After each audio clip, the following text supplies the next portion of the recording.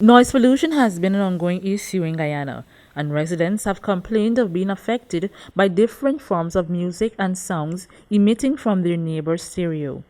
Many times, the accuser would claim that they are innocent in the act and not contributing to it.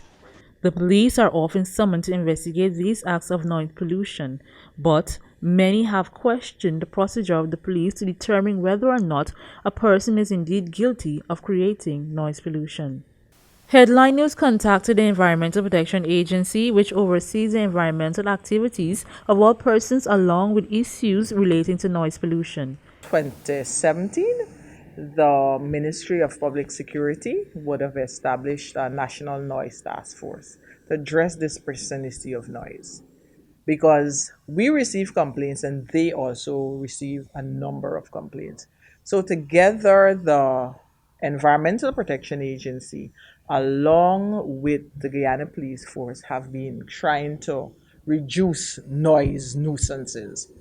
So, what we have collaborated and we have held two trainings thus far. We held one in 2018 where about 50 police officers were trained on noise, its impacts to human health and the environment.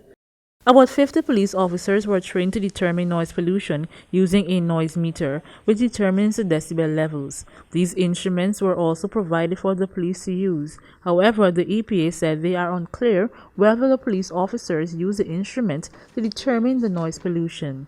Nonetheless, the agency hopes to see an increase in the use of the instruments by the police. The noise meter would definitely, like for instance, you may start off with the music being played at 100 decibels and you turn down, it goes to 80 and you go down further and it reaches to a point whereby it's within the permissible limit. So that's how the noise meter would work. It gives you an idea of how much noise at what level the sound is.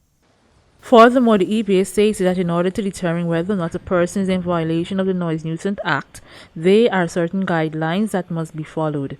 The Guyana National Bureau of Standards has guidelines for noise emissions into the environment.